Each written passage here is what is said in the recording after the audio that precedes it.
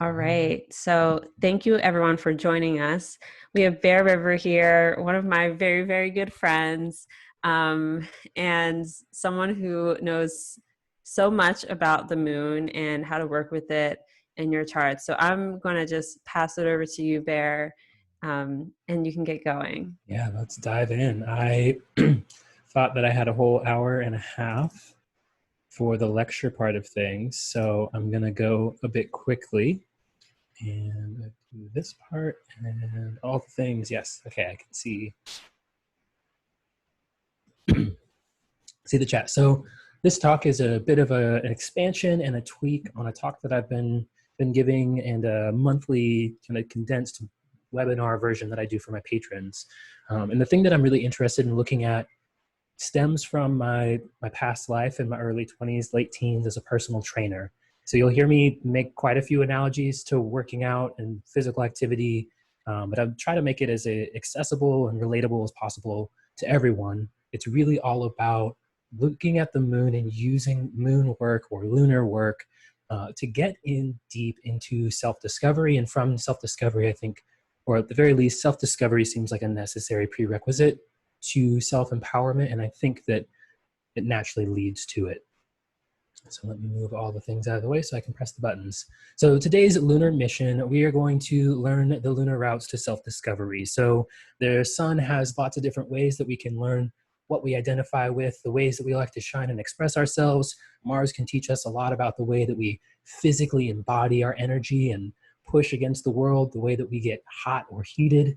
But the moon has its own ways of teaching us about ourselves, giving us access to our internal landscape. We're also going to identify some lunar strategies for self-empowerment. So again, each planet has its own way of giving us access to ourselves and empowering ourselves. I'm going to dig deeper into what empowerment means specifically from my vantage point. Each planet's going to have its own approach and its own set of strategies. So Saturn strategies are slow. They require a lot of patience. They require a lot of diligence and consistency. The moon, not so consistent, kind of all over the place. The moon requires a lot of adaptability and flexibility and a lot of tuning inward. And then the last big subset of our mission is a homework assignment. I'm going to give you some homework to help you all get your moon on, work with the moon, make the moon work for you, whatever you want to call it. So to kind of get a little bit deeper from those big, broad missions down to a few objectives, or a couple objectives, determine what we can learn from our natal lunar sign, phase, and house placement. So what does our own moon have to tell us about how the moon works? And then sort of the flip side of that, or the step in between the assessment and the workout plan, the lunar workout plan, so to speak, we're going to figure out what lesson plan is spelled out by the transiting lunations and the eclipses, how that fits together with your chart. So it's a bit of a big mission. I love any questions or comments. I got the chat box up. I finally figured out how to do both at the same time. So we'll just be real casual and fluid with it. A bit of background info before we dive really deeply. I'm going to hit some working definitions. I want to make sure we're all at least on the same page for this next hour or so about what a few keywords mean. I'm going to break down some lunar signification. So if you're a beginner to astrology, it's all right if you don't know everything about the moon from multiple different schools of thought. I'll give you the essential bits so that we can all kind of be on the same page. We're going to talk about moon mechanics. So by that I mean the phases, the fact that the moon's reflecting the sun's light, those sorts of things, and then that lunar workout. So excited to learn about the moon. Yes, I'm so excited to be sharing this with everyone here today. So from self-discovery to self-empowerment, I want to break down self-discovery and self-empowerment. There's a few interesting things that we can see just from the language itself. So discover or discovery, what does that word mean? Well, it means literally discover, as in to uncover, like literally uncover something, to reveal, to betray. I thought this was really interesting, looking at etymology online or etym online, one of my favorite sources to just get a real quick look at what has a word meant for as long as we've had it written down somewhere. And one of the things that was really interesting to me is that the word discover originally was like malicious, like ooh, you've discovered me. And that made me think, oh, that makes a lot of sense. You know, the light of the full moon gives us enough light to see by. On a dark moon night, way back in the day, before gas lamps, or maybe even during the time of gas lamps, we're not going to really be messing around, running out in the middle of the night. But under a full moon, you can hike. You can even see some colors. So that light of the full moon can discover us, and we can make use out of that quality of the moon. Later, it meant to be the first to find something, like some people claim they found whole continents. I discovered a continent. But we can also think about it in the sense of, you know, a musical agent or an executive from a record label discovered an artist, or to discover a fashion, as in to make something fashionable. I discovered that look. I see that we got some questions here. So what transits do you consider most potent in working with the moon? Outer planets to natal moon, or transiting moon to our planets? If there's like the outer planet transits, I think do matter, but they are such a long time frame that I think it doesn't get us, it gets us a lot of access to what's happening for us, but not necessarily plugging in directly into what's happening with the moon. So by that I mean, for instance, if you had Pluto moving through your 7th house, it spent a good chunk of time on your descendant, but it spent so much time in your 7th house making other aspects, just being positioned there, that not everything that Pluto transit has to teach us is going to be about Pluto and the descendant, or Pluto and the moon, for instance. So definitely looking at those because they are so significant, but understanding that their significance is 7 years, 9 years, 10 years plus. It's not quite the same as having, for instance, an eclipse on your natal Pluto. I think that's going to be much more potent. So for me, I'm thinking about lunations, and by lunation, I mean a new moon. So a new moon that's conjunct planets in our chart, I think is going to have a lot more to teach us, especially if we're working on building our own lunar vocabulary, lunar set of workout moves that we can accomplish. Does that make sense? Taking curtain up of the bed. So natural moonlight keeps in. Yes, to keep aware of the phases. That's perfect. All right. Excellent. Caught up with the chat. So thinking about the word discover, it means to literally uncover or unroof, to betray, to lay open to view. How can we use that energy in a good way? What does that mean in the context of self-discovery? I think a working definition for self-discovery would be the act or process of bringing to light or uncovering a previously unknown aspect of the self, the process of making fashionable that part of the self. So when we say making fashionable, oh, this, you know, this radio DJ discovered this band, as in they were the first popular person with a large audience to find that music and play it widely. So if we're thinking about that on the individual level, then we're looking at figuring out, oh, there's this really super drama geeky nerdy part of me that loves show tunes.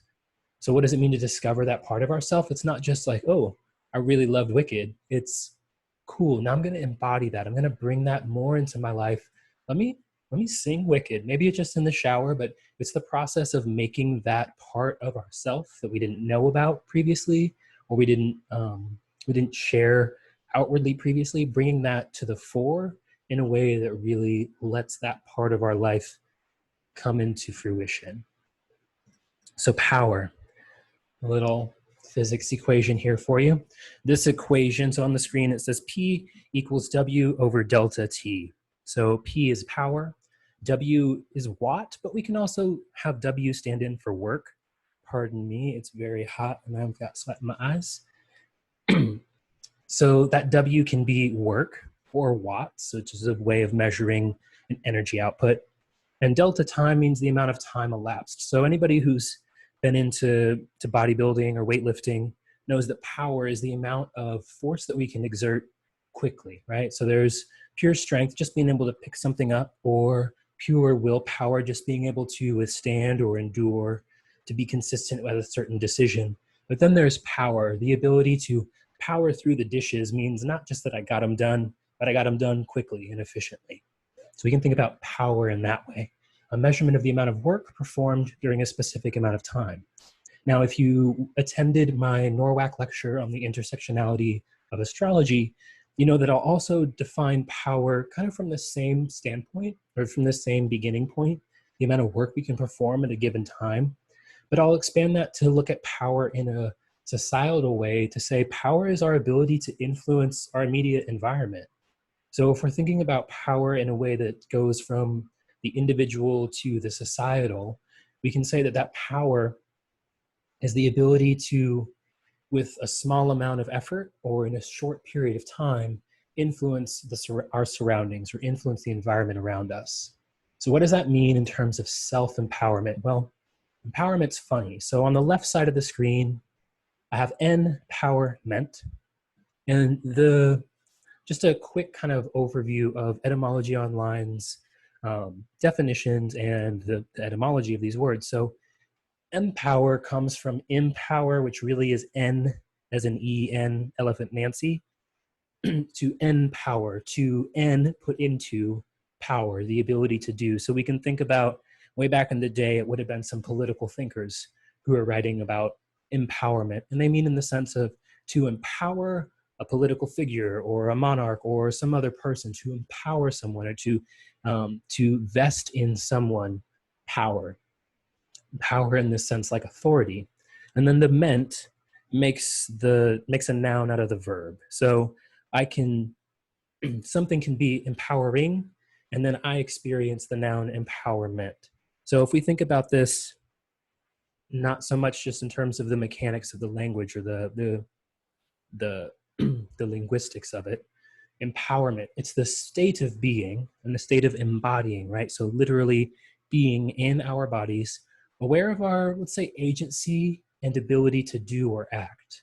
So we can be empowered to do whatever it is that we want to do. The point when it comes to self-empowerment, I think, is that we are performing the act on our own, right? The act of giving power to ourselves in order to exert power or to influence ourselves. It's not about being empowered to make decisions over or for or about other people, but to be self-empowered is to know I myself give myself permission and the ability to choose to act in a way that is in alignment for me. So in some words I wrote here on the slide, the act of giving power to oneself to exert power or influence over one's actions, choices, responses over reactions with respect to ourself, to our relations, to our environment. So it's very much internal. While people can do things that facilitate our self-empowerment, no one can externally self-empower us, if that makes sense. Can't see more faces, so I'll trust that it makes sense. Boom, power analysis, always got to bring the power analysis. That's exactly where we are. So the moon significations. I'm going to try to do this real quick so we can get to the Q&A and some back and forth conversation here.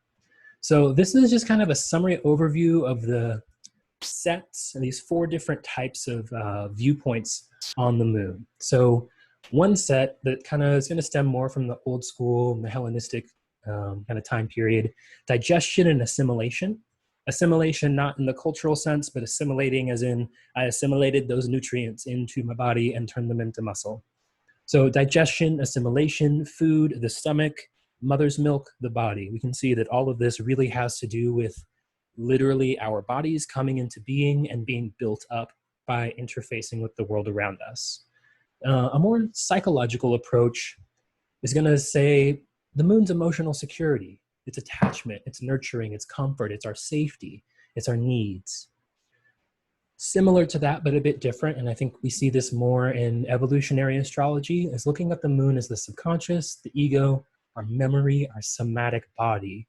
Somatic body would be different than our energetic astral body, and it's not our physical meat robot. It's the part of us that has feelings. So how can we break that down to not get stuck in the word feelings? The somatic body is the part of the body that goes, ooh, I am sweating bullets right now. And then it's our intellectual mind that goes, I'm sweating bullets right now. I'm doing something that has me kind of nervous. That's nervous excitement. The somatic body is where we're feeling without like intellectual interpretation what's going on for us. And then the last subset, and I think for me at least, I see this most in a horary and electional standpoint, the moon holding down the significations for fate, for destiny, for manifestation, as in like our astro magic work, and for embodiment, as in the thing that we imagined or the powers that we're pulling down. The moon is the one that has the power to bring those into physical manifestation, physical embodiment. So we'll kind of go a little bit deeper into this. Vettius Valens is one of our OG Hellenistic astrologers, and he had a few different things to say about the moon. This is where we're going to get more of the kind of fate stuff, but also some of the more old school, moon is the mother, moon is breast milk, that sort of thing. So Vettius Valens points out conception and life, right? So if we think about what it means to like just the actual process of being conceived and then gestating and being born, there is a consistent process of assimilating nutrients that aren't ours, right? So whoever is carrying us for those 9 months or however many months it turns out to be, whoever is carrying us is actually like their bone marrow and all the choice vitamins and minerals that they're consuming, all of that is assimilated and literally turns into our body. That's what gives us life. You can also think about nurturing here. He also goes on to speak about the household, housekeeping, the mistress of the house, living together. So here we're going, the actual environment in which we are experiencing primarily the bulk of our nurturing, the bulk of our digestion and assimilation, all the things that we need to actually have our lives go. Now, one thing that I found really interesting over the last couple of weeks, just kind of thinking more about the moon, there was a conversation that I was fortunate to have with Alice Sparkly Cat and Kira about the moon. And one of the things that Alice Sparkly Cat brought up was that way back in the day, the moon was associated with markets and with trade. And if we just think about what it means to run a life in a way that's functional, we can just think about labor in a general sense, reproductive labor and productive labor, if we want to look at it that way.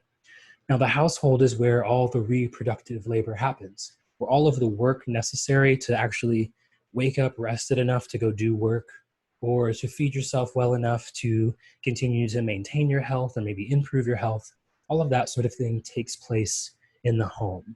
So conception, the life, body, the household, housekeeping, living together, cohabitating, these things point more to that nurturing family side that we're going to think about with the moon. Now, the other side of things is a little more mundane in like an external, the word is not coming to me in the heat, mundane in the sense of like participating in social life. We get fortune, possessions, gain, expenses. So here we see that moon's relationship to the market, to exchange. Before Mercury got all the commerce significations, it was the moon that held the signification for relaying messages, for that type of exchange. And if we think about the moon orbiting really quickly, faster than any other planet, we get the moon being the one that takes the message from Saturn from Jupiter to Saturn, and from Saturn all the way over to Neptune, and so on and so forth. Now, one that kind of overlaps with mundane astrology, cities, groups, and the queen. Cities and groups, so we know in mundane astrology that the moon is the significator for the masses. So we can see here that even just going back to some of the original source material, we have most of the basis for what we've later attributed to the moon. And then the last thing here, silver and glass, I think is pretty apropos to our quest here today. Silver and glass was what was used to make mirrors initially. So self-reflection literally comes out of the materials of the moon. And I think that's one kind of anchor point I hope you all will take from this lecture with you. That the moon is the planet that has the materials necessary for us to be able to engage in a self-reflective process. So a more modern take, this is from Donna Cunningham, from her book, The Moon in Your Life, Being a Lunar Type in a Solar World. She says, the moon represents such important segments of life as subconscious motivations and instinctual response to challenging situations. So here we can think of some other folks who are in that kind of psychological astrology world. Mark Jones comes to mind. This last year at NORWAC, in his pre-conference workshop, he talked about looking at the first couple signs or the first couple houses. We're kind of using an ABC formula here. Looking at those first couple of signs, and the moon in particular, and Cancer and especially, as a blueprint for early psychological development. So here we can think about the first 5. So the first 5 years of life are when super, super important psychophysiological things are happening. If we don't get touched and talked to in the first 5 years of life, we don't develop speech properly. What was the astrologer he's talking about? So Donna Cunningham, the one who wrote this book, which is really instructive. Mark Jones, I can type that in here, who has the Pluto School, Evolutionary Pluto School of Astrology. He's an astrologer based in Wales, and was previously was a counseling therapist. So his credentials are coming out of psychology, and then also a lot of astrology on top of that. So if we're thinking about the moon in this more modern sense, the moon representing our needs, what gives us a sense of safety, things that comfort us. This is part of where that old school, right? Fallon's is talking about the moon representing conception, nurturing, life, the body. Those first 5 years of nurturing that we get or don't get, however that lands for us, is really going to fundamentally shape whether or not we have a sense of safety in the world. One example is babies who were in utero during 9/11, born just after 9/11, a lot of those babies were born with very, very elevated baseline cortisol levels. So here we're just thinking about, conception, the process of being gestated. Even those early pre-birth experiences can have a dramatic influence on the way that our body, and by extension, the way that we're psychologically responding to the world around us. So in particular, that bit about response to challenging situations.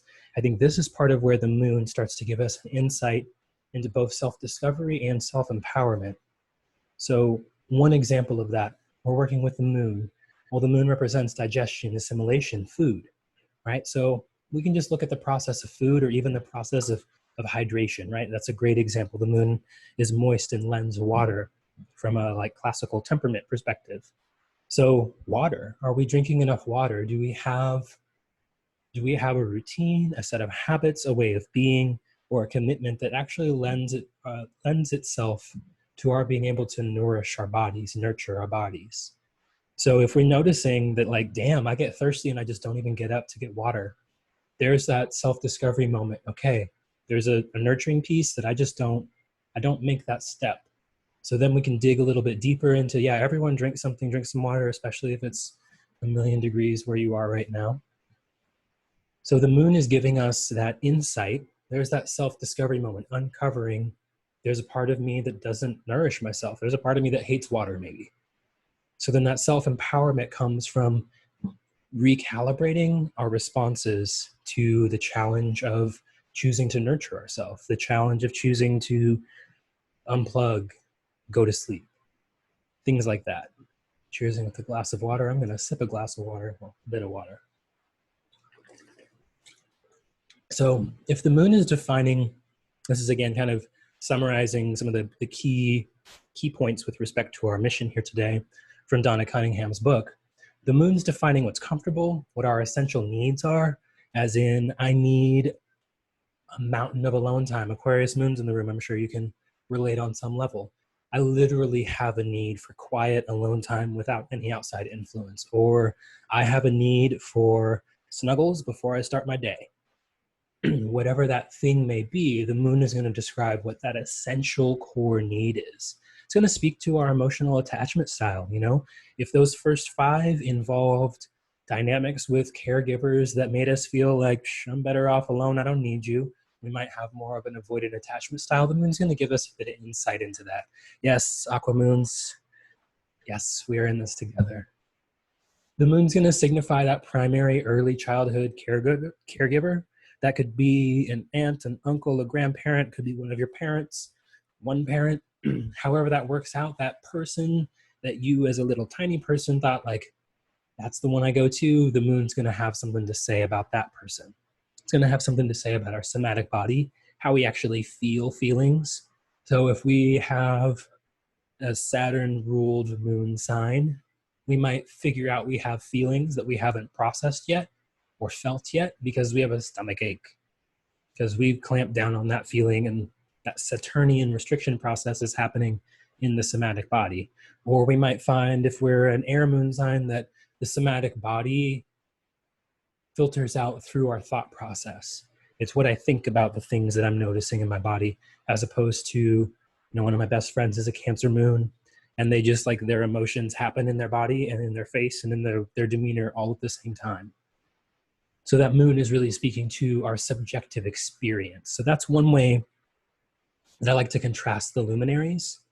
The moon is our subjective experience. It's what the somatic body is saying about the things that happen around us. Whereas the sun is our awareness of those moments and the way that we identify with them. So the sun is going to say, yes, I'm an athlete. Therefore, I work hard, or I go on my run. And the somatic body is going to say, I'm feeling a little bit distracted. Maybe I have some feelings I haven't processed, and I don't quite have the energy for a run today. Cancer moon, ritually nauseous. My whole life, plus Virgo Mars does not help with anxiety. Yeah, that combination of having feelings very, very palpable, large, maybe animated is another word that would work. Having feelings very alive in the body can be kind of overwhelming. Intellectualizing, yes. With the aqua moons, kind of sweaty. Yeah, feelings can be very sweaty. Sometimes they can be cold and clammy. It really just kind of depends. Even with the ascendant, even with an Aquarius ascendant, if I'm caught off guard, Pisces moon will reveal that I'm thinking, feeling on my face, body language. Absolutely. The Cancer risings can have that thing going on as well. The feelings are just right on the face. Gemini moon, a roller coaster of clown jokes. Yes, the air moons and sometimes the Saturn ruled moons can bring in a lot of dry humor and kind of intellectual deflections, or kind of intellectual meandering paths around the feelings.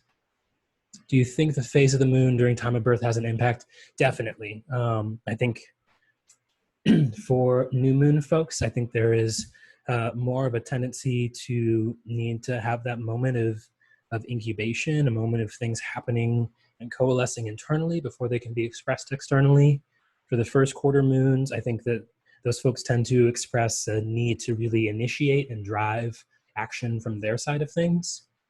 Full moon folks, I tend to experience, and I've had the experience as a full moon person, of there being both sides need to be analyzed in a way that folks might attribute to like a Gemini quality or a Libra quality, that there's that level of perspective of constantly looking at oneself from the outside. It kind of exists. The waning moon folks seem to be driven to resolve, wrap up. And the other phases, the waxing and waning crescent and the waxing and waning gibbous, I don't have quite as firm a read on, but I definitely would implore anyone with those phases to just, I'll speak about it a little bit later in the lecture, but to just really vibe out when the moon is in the same phase as your natal phase. So even though lunations are going to be kind of the main bread and butter of this talk, if you're a full moon baby, look at the full moons. Those are going to matter a lot for you. If you're a waxing gibbous moon baby, look at the waxing gibbous moon. I think those will definitely shed light both on what's happening with the moon from an external perspective and also how we vibe with the moon. So I'm going to look just a little bit at dignity, just so we can kind of flesh out some things. It'll make some more sense as we get deeper into this lecture. So domicile or rulership, the moon rules Cancer. Exaltation, the moon is exalted in the sign of Taurus. So when it comes to those more amplified or juicy lunations, definitely Cancer and Taurus are going to be ones where the moon has a little bit more power to do those lunar things. And then the moon is the triplicity ruler of earth signs in the nighttime.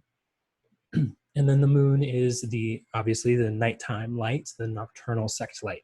So knowing that so for instance, if you're born at night, you're going to know that the moon has a little bit of extra power or extra juice in comparison to the sun. The moon is your sect light.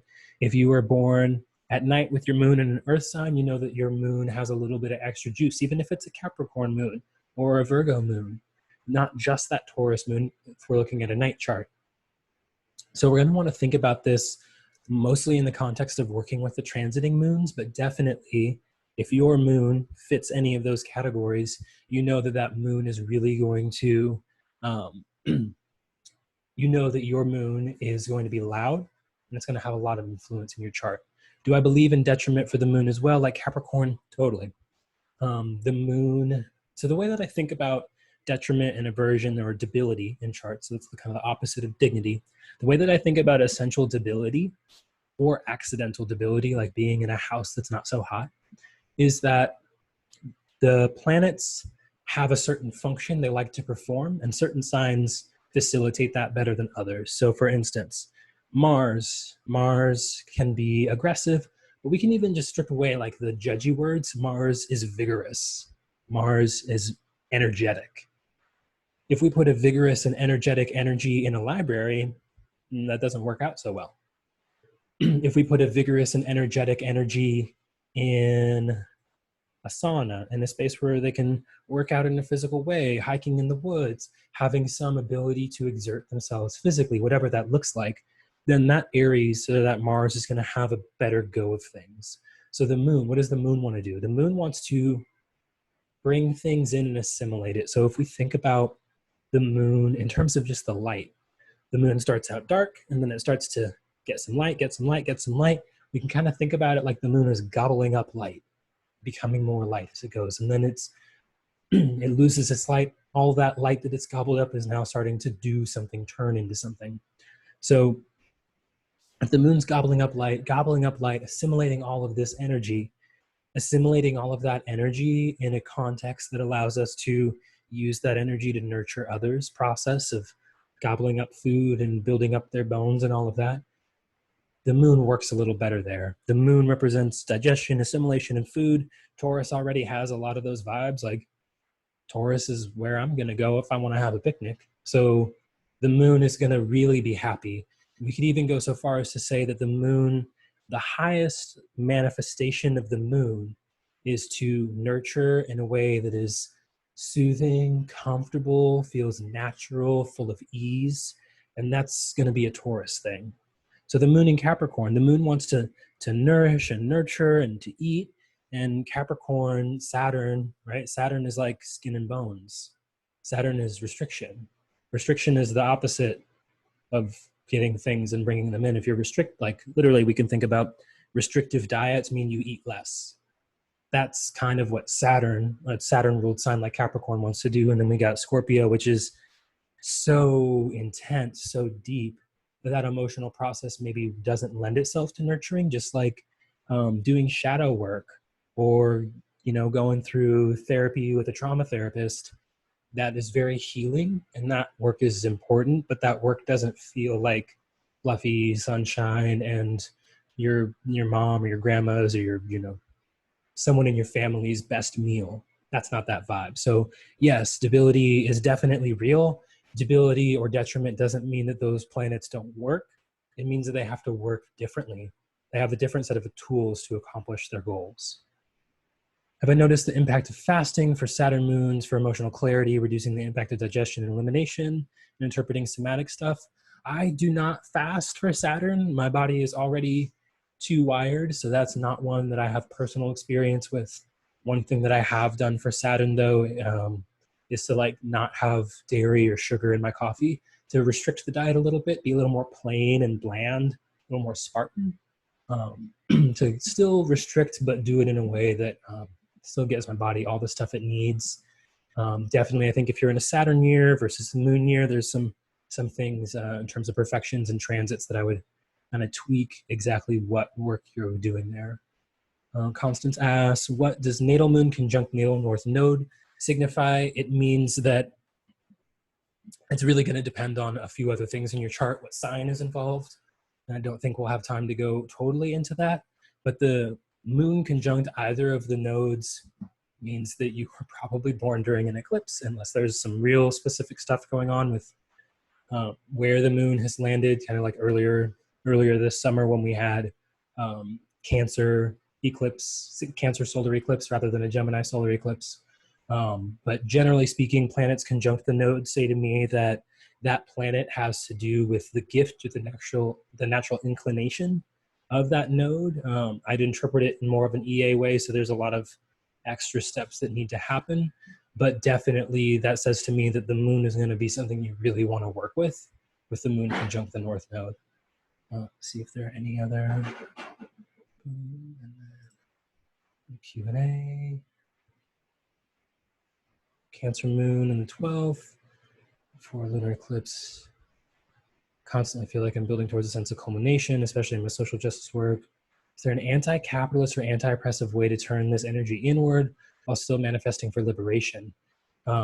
Yeah, so I think that when it comes to using any of this astrological work for the purpose of liberation, especially collective liberation, I really come back to this idea that we can only offer the tools and skills that we have in abundance, or at least in enough abundance that we really, that we can, if we think about our energy, if we're not eating well and we're not sleeping well, we don't really have the energy to like sit down and tutor a student in anything if we're energetically, mentally depleted.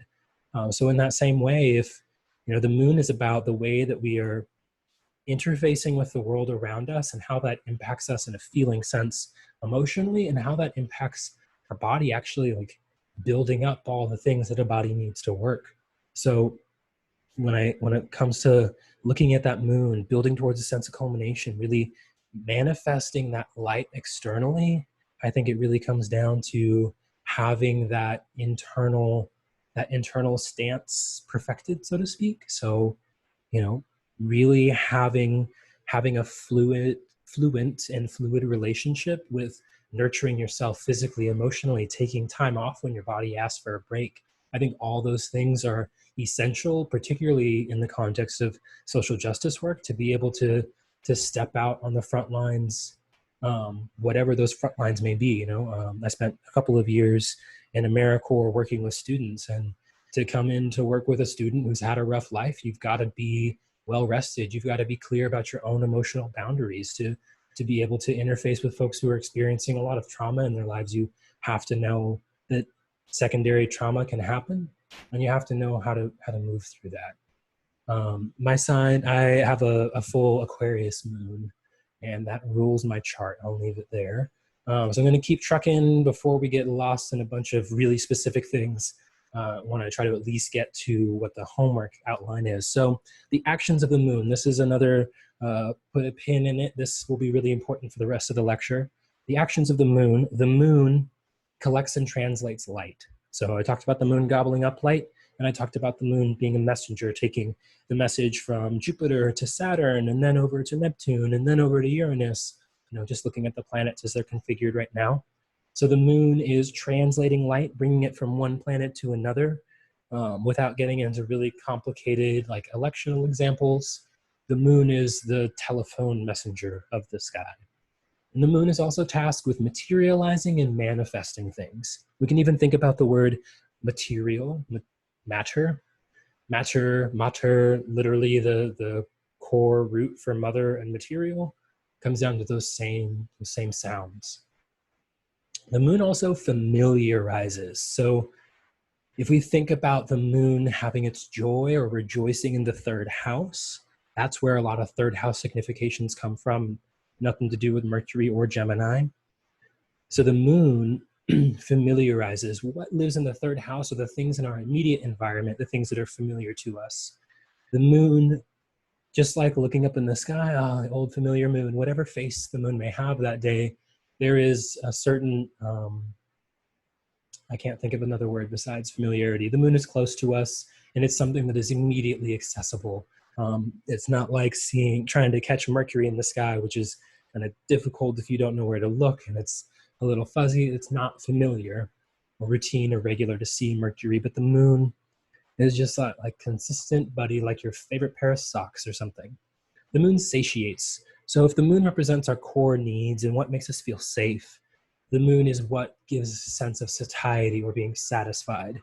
If food, if our routine, if our relationships don't meet our core needs, they can be great, but they won't ever let us feel satisfied. So we want to think about that satiety, that satiation. The moon nurtures, we covered that a bunch, and it digests or integrates. So we can think about that assimilation process. If I'm digesting this book that I read, I'm integrating that knowledge into my mind. That's what the moon is up to. So final thoughts on the significations of the moon. And we're going to get into this first point in a second here. The moon has to be understood as part of a pair with the sun. The moon is its own body, yeah, but to see the moon means that we are seeing the reflected light of the sun. Second point, if the moon is the body, the sun is the mind. If the moon is our somatic body, the sun is our conscious identification, our awareness. We want to think about, particularly when we start thinking about the phases of the moon, both of those together. And we're also going to want to consider the nodes a bit. And then the moon is the key significator, a signifier of change and growth. So yeah, Mars is energy. If we're talking about bodybuilding growth, we might want to look at Mars. Jupiter is expansion and abundance. That's great. Venus might be talking about getting a little bit more coin, but the moon is the one that's talking about the ability to go from no light whatsoever to full of light completely and back and forth in every direction in between. So moon mechanics, the moon reflects the light of the sun. We don't get any juice, any light in sight, right? That's one thing we're always going to want to be thinking about with any planets in astrology, light and sight. The moon only is visible to us because of the reflection of the sun's light. And then the moon phases speak to that aspect, that relationship between the sun and the moon. So if we're thinking about a waxing crescent moon, when the moon is 45 degrees ahead of the sun and is just gaining light, just becoming visible, we go, well, I'll get a little further into it when we talk about Georgia Stathis here, but we have that very first bit of energy. In the dark moon, we were thinking, we were percolating, we were incubating, but in that first crescent moon, boom, now it's starting to come out into the world. The light is becoming visible, so on and so forth. So I don't want to get too bogged down in this, especially for the beginners. This is a little diagram. I apologize for not citing the exact work. I found it from Wikimedia Commons and can't re-find it. But it's a little diagram of the sun, which is that teeny dot in the center, the ecliptic, the line that goes around extending from the sun, and then the orbit of the moon. So if we're looking here, I can do the little annotation thing. So if we're looking here, the moon is moving, the nodes, and there are these points here where the orbit of the moon intersects with the ecliptic. The nodes are defined in terms of north and south by the movement of the moon itself. So when the moon is moving upwards and ascending, we get the north node. When the moon is moving downwards and descending, we get the descending or the south node. What's most important to think about here is that the nodes are necessary for an eclipse. So we see here, clear this. You see in this diagram in the center that the moon during a lunar eclipse is aligned with, the orbit of the moon is aligned with the ecliptic. And with the full solar eclipse, we have the opposite thing going on. The moon is eclipsing the sun from our vantage point because it is exactly aligned with the plane of the ecliptic, the path of the apparent motion of the sun.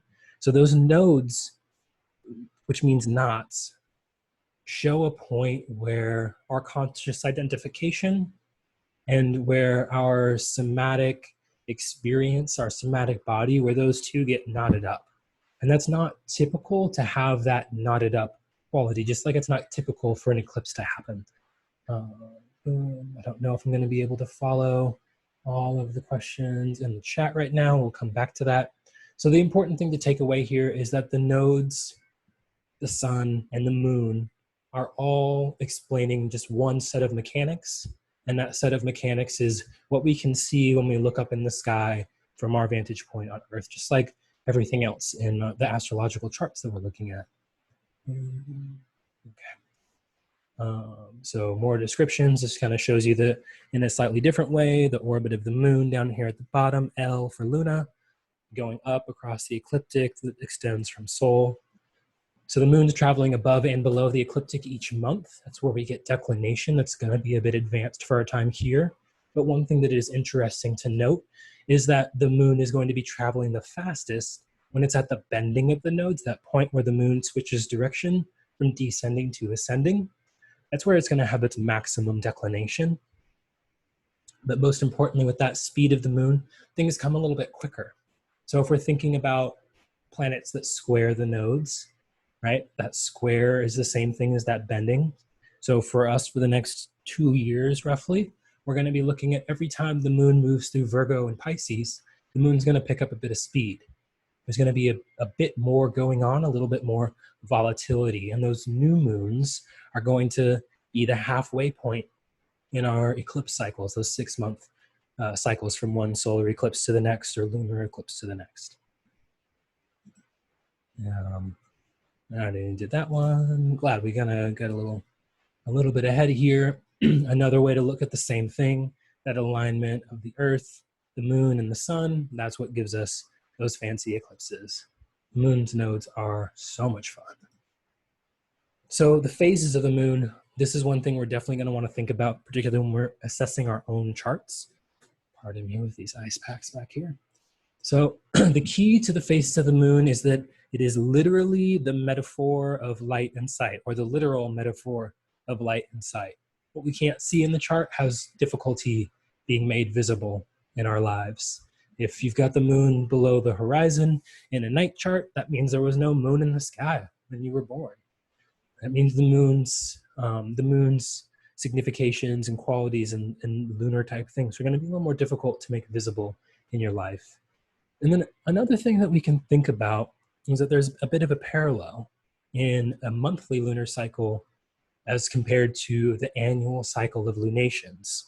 So new moon in Gemini is aligned with the nodes, or co-present with the nodes.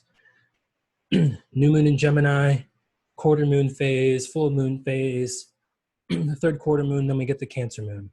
But we can also think about it as new moon in Gemini. The quarter phase of that would be the new moon in Virgo. The full phase of that would be the new moon in Sagittarius. The third quarter phase of that would be the new moon in Pisces. So we can think about a lunar month giving us a template for what we're going to experience with the lunations over the course of the entire year. The most basic cycle that we can look at is just waxing and waning. So if you're a beginner and you know where your moon is and you know what the moon is, you can start from there and just notice each month, when is the moon gaining light? When is the moon losing light? The next step from there, we're going to look at 4 phases. We're going to look at the new moon, the first quarter, the full moon, and the third quarter. Here, there's a cool little diagram from Galileo. Very fun stuff. So if we think about the phases of the moon, and these here are taken primarily from Dane Rudhyar.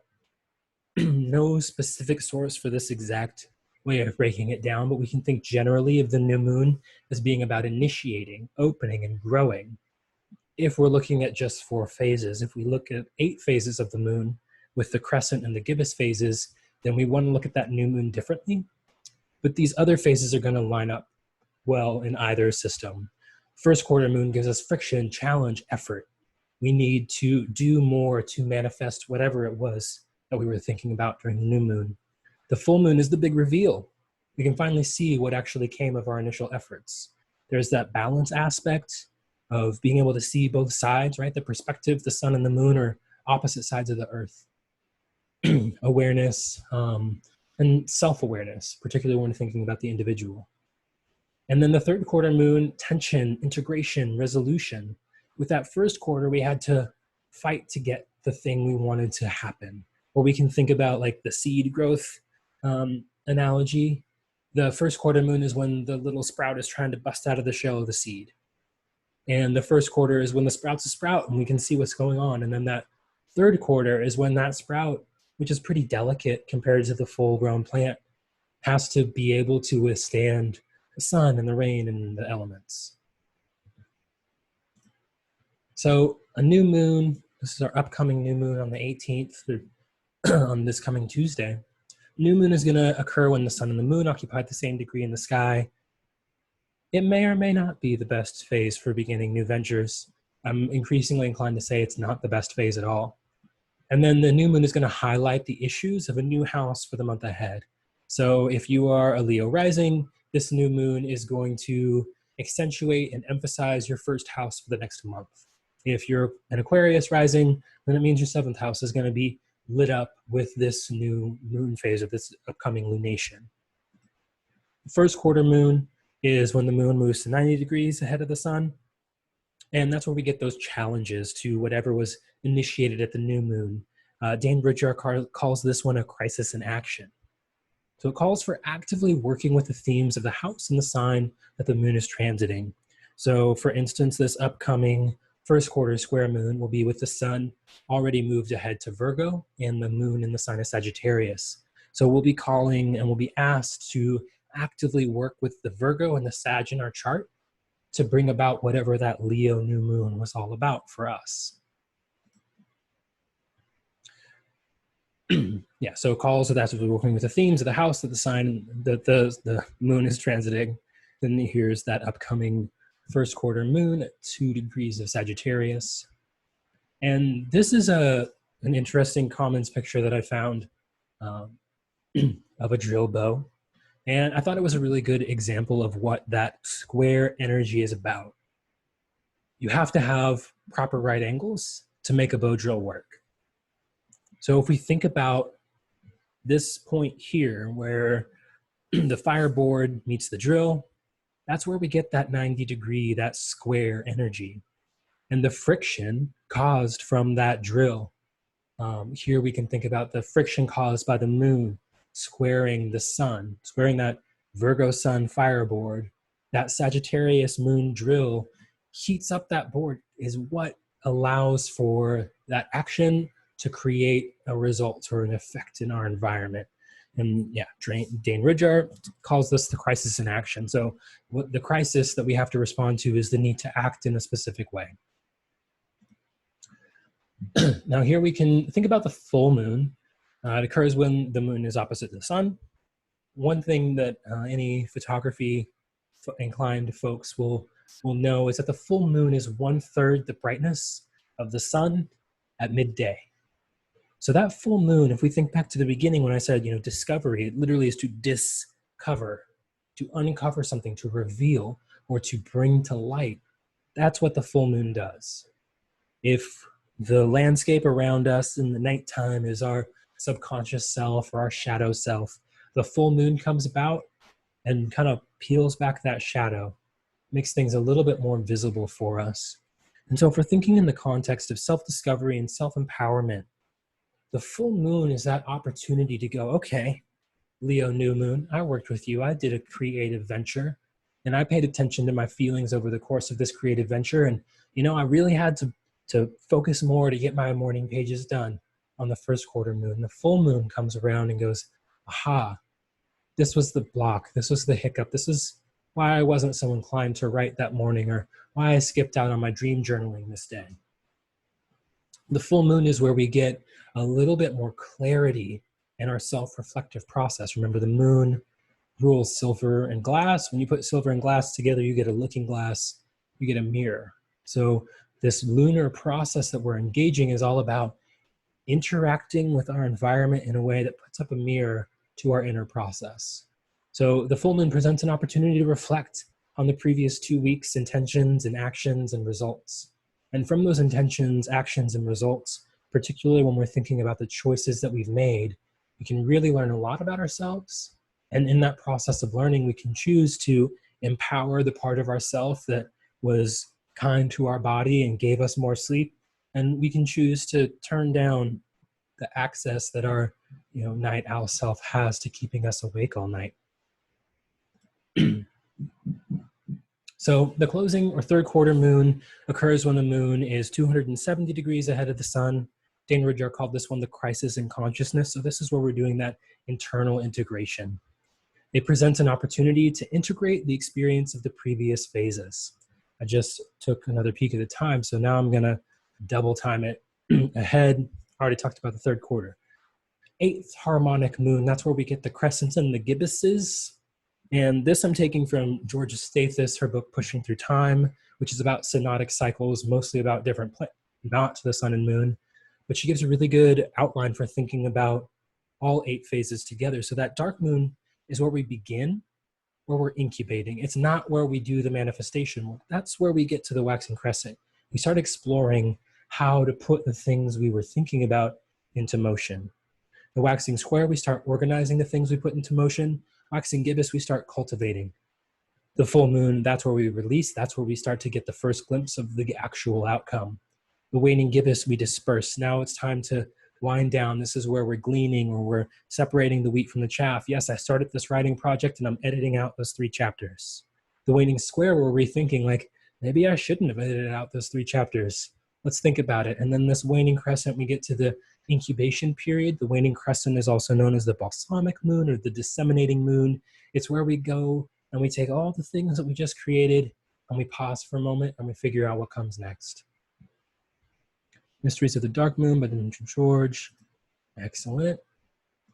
I'm going to go here, go over maybe 5 minutes and break down a couple of steps. I'll focus on the first steps for the most part in terms of the lunar homework. But this quote from Deb Holding, I forgot to put her name here. This is from Deborah Holding, her book, The Houses, Temples of the Sky, probably the best houses book I have read thus far. Through a return to first principles, she says, we might finally accept that the planets signify, the houses describe, the signs describe, and the houses locate and empower. So this is where we're really going to want to focus in on both the transiting moon and our natal moons by house position. We already know what the moon is signifying, that nurturing, our emotions, our relationship to digesting and assimilating food, all that good stuff. The signs are going to tell us how we do it. Do we do it in a Taurian way where we have a really languid and chilled out picnic where we eat? Are we doing it in a Virgo way where we're eating the most efficient food and we're tracking our macros and it's all about eating for the purpose of building our bodies, so on and so forth? But then the houses are going to tell us, am I eating as a way to build the resources of my body? Second house. Am I eating to try to stave off anxiety and my grief of fear of death? 8th house. Am I doing it 5th house ways? Am I just eating because it feels good in my mouth and it tastes good? So here, I'm going to skip this. This is just a couple of keywords for the houses and the signs, not the ABCs, even though there is some overlap. I'm going to give one quick example. If we have this Leo moon, or if you have this Leo moon coming up in your 6th house, we want to think about the 6th house, right? So I'm talking about the transiting upcoming lunation. The 6th house is going to emphasize routines, labor, service, and Leo is not stabilizing, grounding, food, and music. That was Taurus. Leo is creative and expressive and really, I'm going to say self-possessed here, the kind of good side of self-centered. Leo is very, very clear about where Leo is and where other non-Leo is. So if we're going to go 6th house and Leo, we might think, what can I do with the 6th house routine and with Leo expression? Maybe I can bullet journal or vision board and like plot out a month ahead that actually facilitates my self-expression. This is the direction that we're going with the homework. So now I'm going to skip this perfection thing. If you know about perfections, I recommend that you mix them up together. So figuring out the most important moon. In the upcoming year, you do want to look at your own natal moon and figure out how important is it. Are you a Capricorn rising with the moon in Leo and a bunch of other planets on your angles, but not that moon in Leo? Then the moon maybe isn't going to be the most important planet in your chart. Are you a Cancer rising with a full moon on an angle, aspecting all your other planets? That's pretty important. The moon super matters. If you're looking at perfections, you have to use whole signs. I actually use Regiomontanus and whole signs together. Porphyry works as well. Placidus works as well. The important thing here is to use traditional rulership when determining, I guess there is only the traditional rulership. Only Cancer risings have the moon ruling the chart. It's just important to be consistent with the house system that you use, with the exception of the perfection technique, which I think you can kind of side by side mishmash them together. Another thing, so if you have the moon on an angle in Cancer or in Taurus and a few other things going on, very obviously makes a strong moon. But if the moon is highlighted by perfection or progression in your chart, so do you have a progressed new moon? Has your moon progressed back to its same phase? Are you in a Cancer year in terms of perfections? That's going to emphasize the moon in your chart. Do you have eclipses that are conjunct? So in terms of the transiting eclipses, if there are conjunct natal planets, especially your luminaries, if they are conjunct the angles, that's going to matter a lot. If you are experiencing a nodal return, or square, or reversal, that's going to emphasize the moon for you. So we can skip a few things here. You can get the dates lots of different ways. So loud lunations, right? Is there a lunation in a house that is perfected, or is that lunation aspecting Time Lord? So if you are in a Cancer year, then every lunation matters a lot because that's your Time Lord. Let's say you're in a Mars year, then anytime that you have an Aries lunation or a Scorpio lunation, going to be highlighted. That's going to be really important. If you have your nodal square happening, then what's going on with the moons and the eclipses is going to be a little more powerful. If you have, the Aries example, you can extend to other planets. If you're in a Venus year, then those Taurus and Libra lunations are going to be extra important. That's how you figure out which ones are louder, because not every lunation is going to hit the same. Starting here gives you an idea of which ones to pay the most attention to. Now, if you have a Cancer rising or Cancer stellium, or the moon 5 degrees plus or minus any of your angles, that's the Gokulin zones. If the moon is the most heavily aspected planet, or is really tightly aspecting the angles, that means you're a lunar type. And that means you really want to work with the moon. The moon's going to be even better situated to give you that self-discovery that facilitates self-empowerment. Lunar times would be the Cancer house activation by perfection, the nodal return, progressed lunar return, progressed new moon phases. We can skip that too. So developing your lunar workout, you want to start by labeling the cusps of the houses as they are on your chart. And then you want to place the lunations into the appropriate houses. And I should have an example. So here's the list of dates. If you email me, I can send you a PDF of the slides and a little workbook that'll take you through each step of this homework.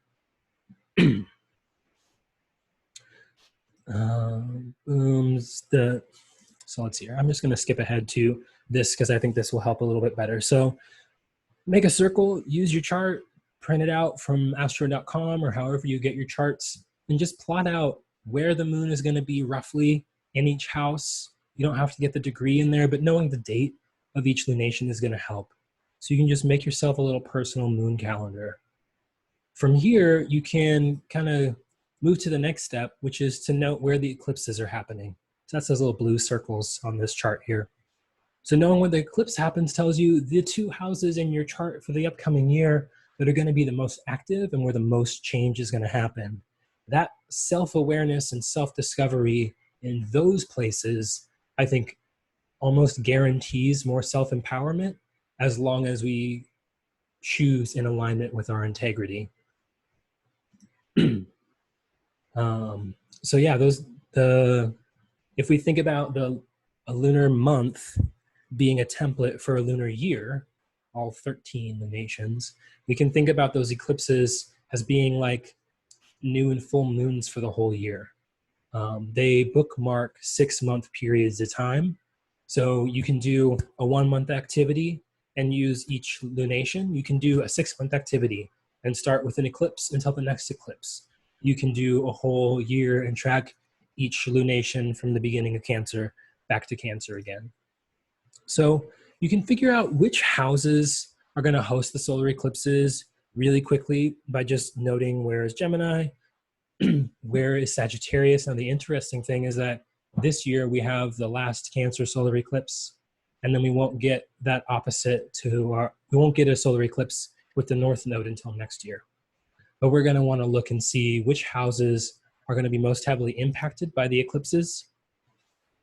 When we think about our natal phase and our natal sect, that's going to give us more information in terms of the best ways to interact with the moon, the best ways to kind of tweak our lunar workout, so to speak. So if you're a day chart, then giving yourself things that are going to be more directly linked to awareness, like journaling prompts to answer very specific questions, might be more helpful.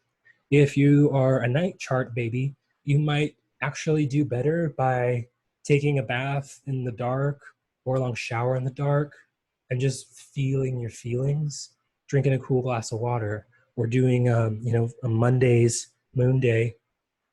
Eat a comfort food. Make it a point to nourish your body in one specific way and track that.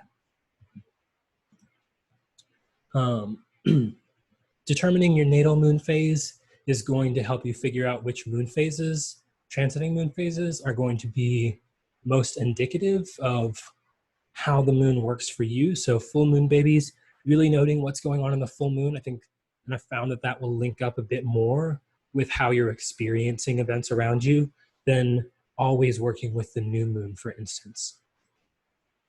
So take notice of times when the transiting moon is the same as your natal phase. I think that really helps. And especially when that moon forms hard aspects to your natal luminary. So as a full moon baby, anything in a fixed sign is going to have a hard aspect to my luminaries. If you are born in with a square moon, then you're really going to want to look and see that square. The squares in particular, the conjunctions are also going to matter, but getting those squares is going to show you the interaction between the sun and the moon a bit better than just a conjunction to the moon or the sun.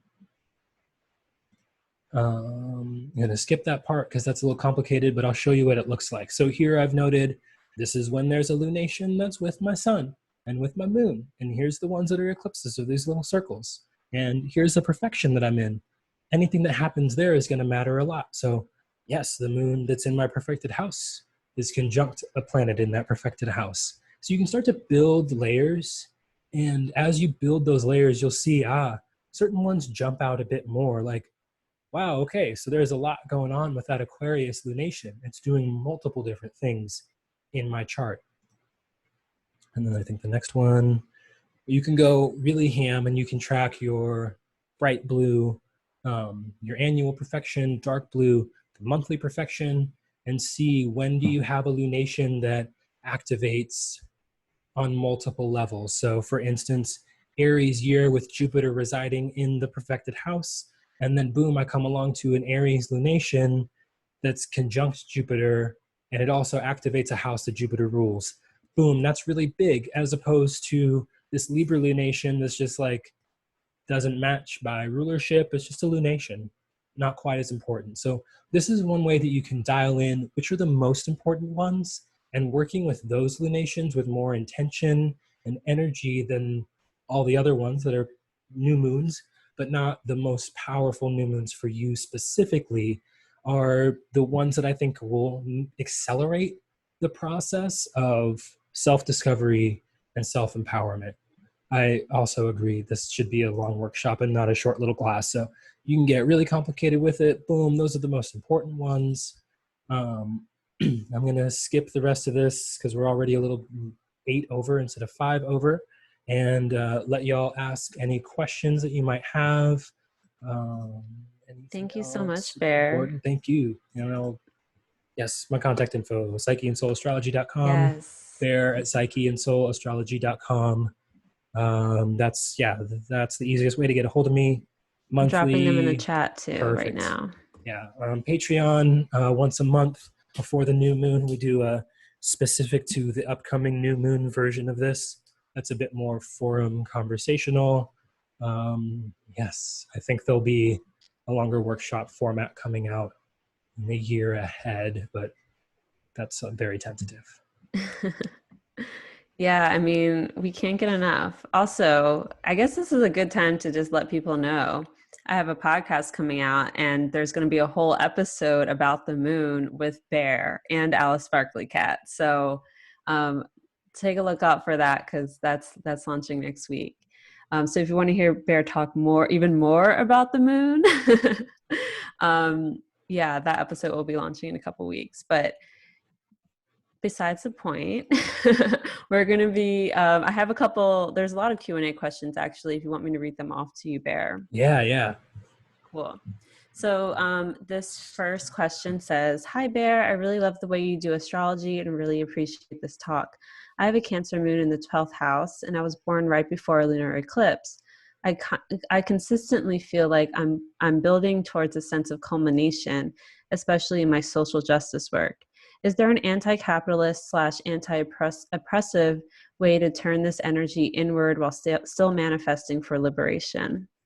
Yeah, so it's I think I touched on it a little bit before, but it's really, I think a lot about Alice Walker, and we're the ones we've been waiting for. We, in order to help in order to feed another person, you have to have food in the kitchen, right? And keep it really, really Cancer here, Cancer and Moon. If you have an empty fridge and you want to feed people, the most important thing to do is to go buy some food and then cook some food. Right. So if especially if our intention is like to mentor young people, or our social justice work is oriented around being a role model in some way, the most important, powerful thing that we could do is to do the internal work for ourselves, to be emotionally grounded and as well as we can be, to spend our time uh, developing and maintaining right relationship with all the aspects of ourselves. So, the most important thing to do as an activist right now might be stepping back if you're burnt out, actually doing that internal healing. We all need to be, particularly when it comes to some of the more volatile things happening in the world right now, it doesn't do any good to show up to a protest hangry, where your anxiety and your aggression are increased and you're needing to keep your calm in front of a line of police or federal agents. It's actually really important that you like have a snack and have water and a whole bunch of other things. So it's all about, like, the internal, I think, is external, particularly if we're in a position of leadership or change making, then I think it's even more so. So, for me, I took a 5-6 year step back from activism and nonprofit work because I was so burnt out. And now, after doing that internal work, finding some more parts of myself, empowering those parts of myself. So, if I guess I can give a more specific example. Back in the day when I was mentoring high school students and doing dropout intervention and retention, one of my housemates asked me to go throw bricks at bank. Let's do some direct action. And I was like, yo, dude, I'm not trying to get arrested. I can't, that's not in the cards for me right now. And so, oh, you're not even an activist, you don't care. And I was like, dude, I'm getting like kids that are about to drop out of high school and juvenile justice and shit to get their like GED or diploma, and helping these kids get tangible skills for the real world. Like, I got my one student caring about how to read a water bill. That's direct action also. So I think, I hope that answers that there's not really a separation at a certain point. Our wellness, our ability to nurture ourselves is literally the foundation and the maximum limit to which we can nourish ourselves, care for ourselves, honor all the parts of ourselves, is the maximum limit to which we can do that for another person or our communities. Thank you for that. That's beautiful. Let's see. Just a couple questions. How would you work with a planet and a sign that does not help it with its goal / nature? For example, Aries moon in the 12th house. How do you feed the moon's needs in an Aries way? Ooh. We've talked about this recently because Yeah. Yes, Zach and we I have. both have Aries moons, and this has been a topic of conversation. Yeah, for you, Aries moons make the way that, like, rather than focusing on nourishing yourself with like, let me read poetry that inspires my heart, like, no, that's not the move. How about really deeply listen to your body when it comes to the desire to move and the desire to sleep, right? Those are two things that are going to have the biggest impact on your vitality. You can throw in water and you can throw in food, but that gets a little bit more complicated. But sleeping is super, mostly black and white. You are either asleep or you are awake. And sleeping or not sleeping is going to have such a fundamental, dramatic, and immediate impact on your energy. I think that's a way that your body, that like the Aries side of that physical vitality equation, can work in a lunar embodied kind of way. Another thing that you can do is, and this is going to be going to have a bit of a like mindfulness prerequisite. If there's a moment where you're feeling really activated, feel what's happening in your body. Is that anger shaking hands, not in your stomach? Is that anger like flush in your chest, hot in the ears? Give like that, I guess like right relationship is the best way I can describe it. Really building a relationship with your physical vitality, your physical energy levels, and what you notice and know about your emotional states. I think that starts to build the language. The 12th house placement to me says get out in nature. We can think about the 12th house, right? There's like the incarceration or involuntary confinement, but we can also think about the 12th house as like the Buddhist monks who go off to a cave to do their retreats. That's also a 12th house. Seclusion from the world is one way I've been thinking about it that's a bit more neutral. So if you have the ability to do that, maybe the 12th house for you in the time of COVID is like taking a walk around the block or 2 blocks instead of the 1 block routine, or maybe it's, sitting alone in your room with the door closed instead of having the door open the whole time, giving yourself little bits of alone time where you're focusing on your physical body and really like if your desire to move, pretending like your desire to move is a 2-year-old that you need to provide for.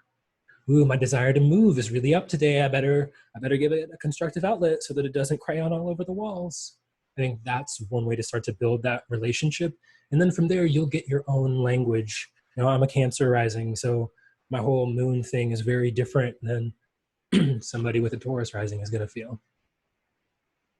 That's exactly how I describe it. It's like for the Aries moon, you got to treat it like it's a hyperactive child and, let the child burn out when it burns out. And then it's all about caretaking your moon during that burnout phase. Because I think Aries energy is destined to burn out. That's just kind of, it's not really built for long term. It's not Taurus, it's not built for a long term energy output. It's like a burst of energy and then you have to recover.